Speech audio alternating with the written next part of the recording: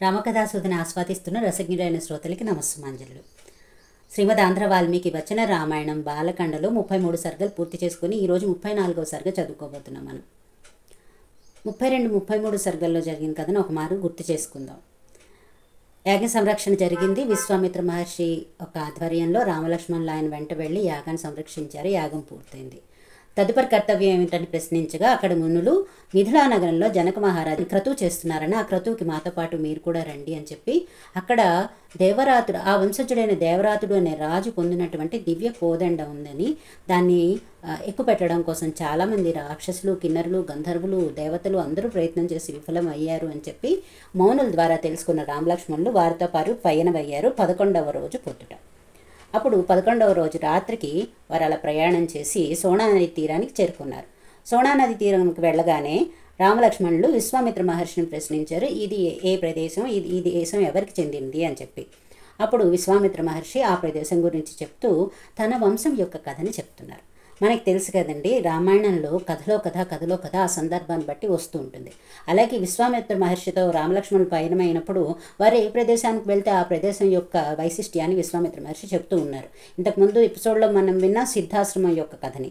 అలాగే ఇప్పుడు ఈ సోనానది తీరానికి చేరుకున్న తర్వాత విశ్వామిత్ర మహర్షి ఆ ప్రదేశం యొక్క వైశిష్ట్యాన్ని, తన వంశ కథని ఇందులో చెప్తున్నారు. ఇప్పుడు అది ఏమిటంటే, కుశుడు అనే మహారాజు, ఆయన బ్రహ్మ యొక్క పుత్రుడు.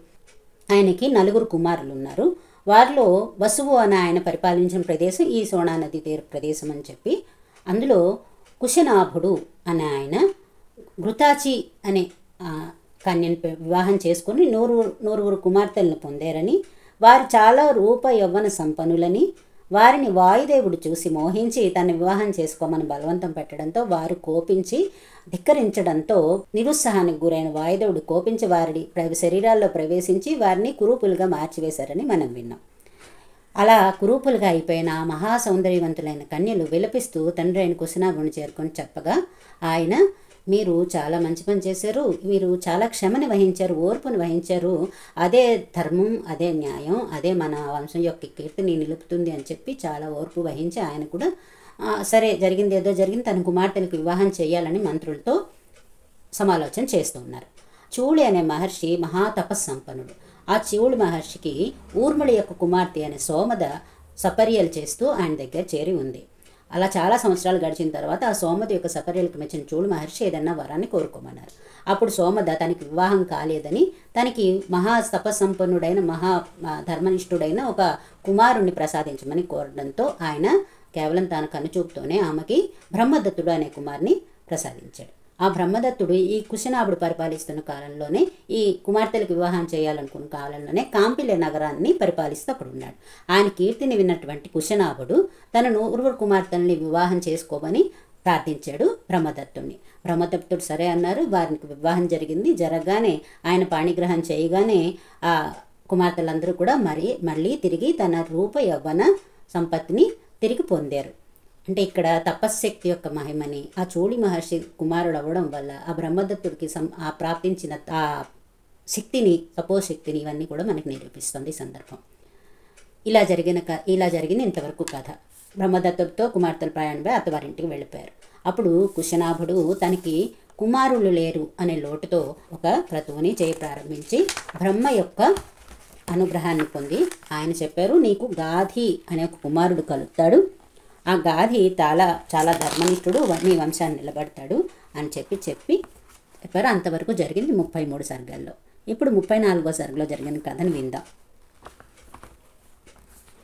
34వ సర్గము. అంతా కొంతకాలమునకు ధర్మమును సంరక్షించుటకై గాధి జనించెను. ఆ గాధియే నా జనకుడు. ఓ సుగుణభూషణుడగు రామ, ఈ విధముగా నేను కుశవంశోద్భవుడనగుటచే జగత్తునందు కౌశికుడని ప్రసిద్ధి చెందిన వాడను. గాధినందనుడు, కౌశికుడు అని పేర్లు వస్తున్నాయి కదా మధ్యలో విశ్వామిత్రుడికి. గాధి యొక్క కుమారుడు కాబట్టి గాధినందనుడు, కుశవంశంలో జన్మించాడు కాబట్టి కౌశికుడు అనే పేరు నాకు వచ్చిందని ఇక్కడ చెప్తున్నారు విశ్వామిత్ర మహర్షి. నేను కుశవంశోద్భవుడగుటచే జగత్తునందు కౌశికుడని ప్రసిద్ధికి ఎక్కినాను.